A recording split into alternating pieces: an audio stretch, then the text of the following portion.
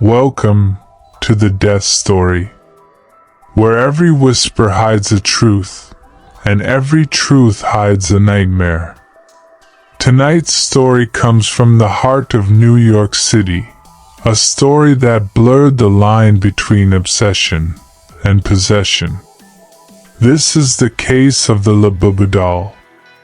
Every week, we bring you true horror stories from around the world.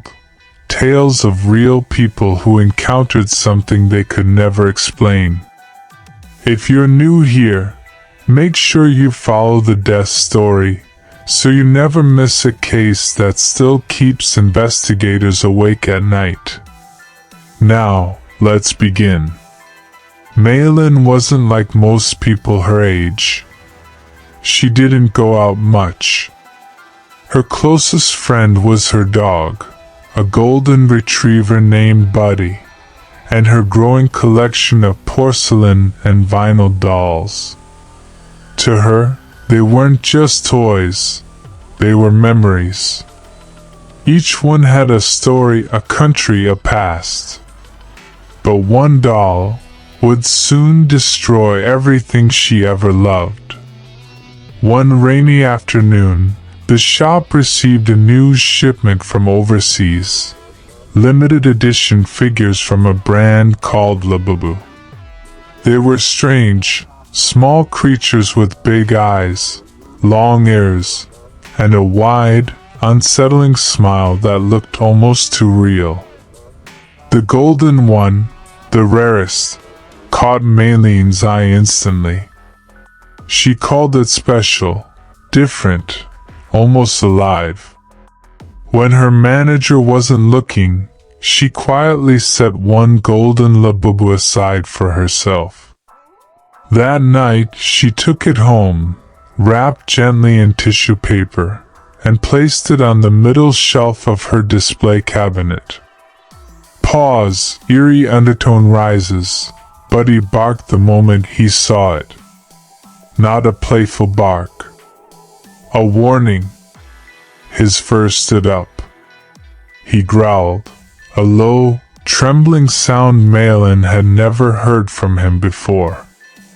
"Buddy, it's just a toy," she whispered, laughing nervously. But the dog wouldn't stop. Finally, she carried him to the hallway, closed the bedroom door, and tried to ignore it. That night, she didn't sleep well.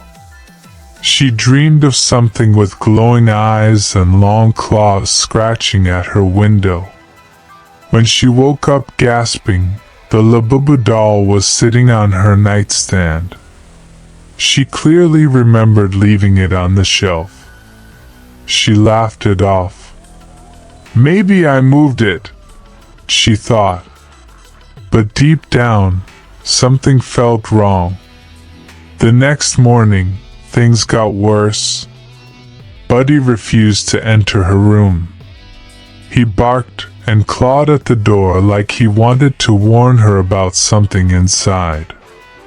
Maylin, already running late for work, snapped.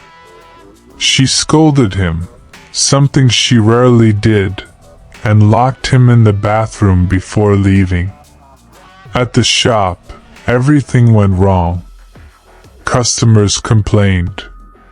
She lost her temper over nothing. And for the first time in her life, she screamed at her boss. He fired her on the spot. When she returned home crying, she opened the bathroom door. Buddy rushed out, tail down, trembling.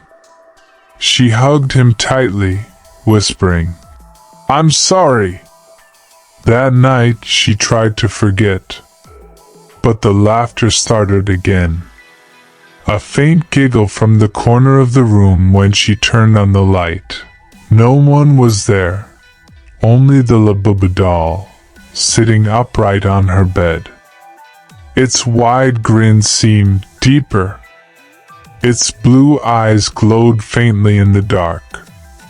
Terrified, Maylin grabbed the doll and threw it in the trash. She went to bed, clutching Buddy close. But when morning came, Buddy was gone. She searched the apartment, calling his name. No response. Then she noticed something wet on the kitchen floor, tiny red stains leading to the sink. When she opened the cabinet below, she screamed. There was no Buddy, just his torn collar, soaked in something dark. Shaking, Malin ran out of the apartment and didn't return until daylight. When she finally dared to enter again, the apartment smelled like burnt plastic and metal. And there, on the counter, was the Labubu doll. Clean.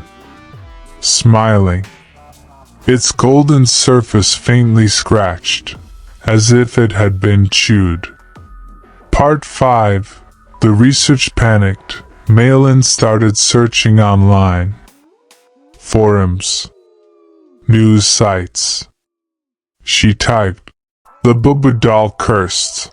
And there they were, dozens of reports from around the world. Owners claiming their dolls moved at night, whispered, or brought terrible luck. One post from a collector in Tokyo said, "Mine laughed before my apartment caught fire." Another from Germany read, "My Labubu doll turned its head when I said its name."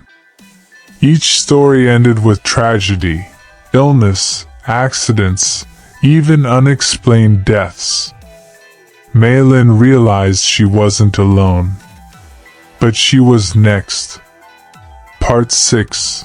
The fire desperate, she decided to destroy it.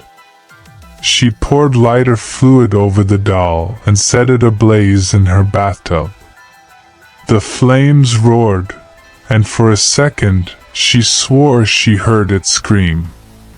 She collected the ashes, sealed them in a glass jar, and dumped them into the Hudson River. That night she called her younger sister, telling her everything, the strange dreams, Buddy's disappearance, the fire. Her sister begged her to leave the apartment, but Malin insisted she'd stay one last night before moving out. She said, "It's over now. I'm free." Those were her last words. Part 7.